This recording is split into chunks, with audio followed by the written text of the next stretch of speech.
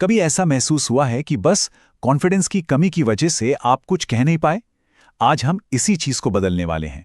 यह सफर है एक ऑकवर्ड इंसान से एक ऑथेंटिक कम्युनिकेटर बनने का। तो चलिए शुरू करते हैं। आपको याद है वो टीनेज वाले दिन? अरे वो दिन जब हर छोटी सी बात एक पहाड़ जैसी लगती थी। ये सवाल सीधा वहीं ले जाता है ना? लेकिन जरा सोचिए, क्या हो अगर टीनेज की वही सारी परेशानियां, वही स्ट्रगल्स असल में आपके प्रोफेशनल कॉन्फिडेंस को अनलॉक करने की चाबी हो? सुनने में अजीब लगता है, पर आज हम इसी कमाल की बात को समझने वाले हैं। तो सबसे पहले बात करते हैं सेक्शन 1 की।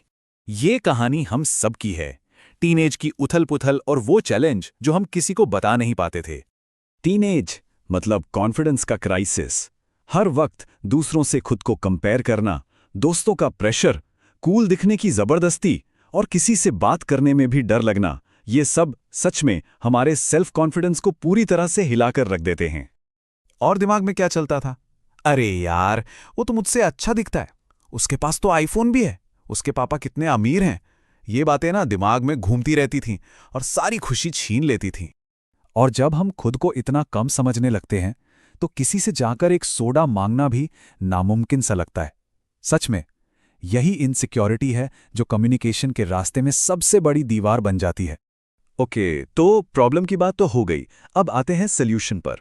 सेक्शन 2 में हम देखेंगे एक प्रैक्टिकल टूलकिट जो आपके प्रोफेशनल वॉइस को ढूंढने में मदद करेगा।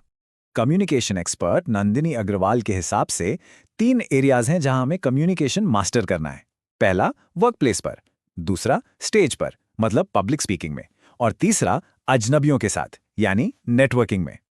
तो चलिए आज हम इनमें से 2 सबसे जरूरी एरियाज पर फोकस करते हैं जहां कॉन्फिडेंस सबसे ज्यादा चाहिए, पब्लिक स्पीकिंग और नेटवर्किंग। चलिए अब आते हैं सेक्शन 3 पर, मास्टरिंग द स्टेज। यहां हम 5 स्टेप्स में सीखेंगे कि पब्लिक स्पीकिंग के कॉन्फिडेंस को कैसे बढ़ाया जाए। तो ये रहा आपका ऑन स्टेज टूलकिट। सबसे पहले अपना ऑरा तय करें। दूसरा, बोलते समय सही जगह पे पॉज लें। तीसरा, चेहरे पर एक हल्की सी स्माइल रखें। चौथा, हमेशा पॉइंट्स में जवाब दें। और पांचवा, अपनी पर्सनल स्टोरी शेयर करें। ये पांचों चीजें कमाल का असर डालती हैं। ठीक है, स्टेज पर तो आप कमाल कर लेंगे, पर उन इवेंट्स का क्या जहां एक एक इंसान से मिलना होता है, मतलब नेटवर्किंग, वहां क्या करें? देखिए, ज्यादातर लोग पूछते हैं आप क्या करते हैं। कितना बोरिंग सवाल है ना। इसके बजाय पूछकर देखिए आज आपको यहां क्या लेकर आया है।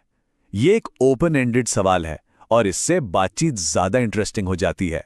एक बात हमेशा याद रखिएगा, लोग ये भूल सकते हैं कि आप कितने स्मार्ट लगे, लेकिन वो ये कभी नहीं भूलेंगे कि आपने उन्हें कैसा महसूस कराया।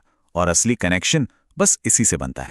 तो चलिए अब आते हैं हमारे आखिरी सेक्शन पर, ऑकवर्ड से ऑथेंटिक तक। यहां हम देखेंगे कि कैसे हमारे पास्ट को हम अपने फ्यूचर से जोड़ सकते हैं।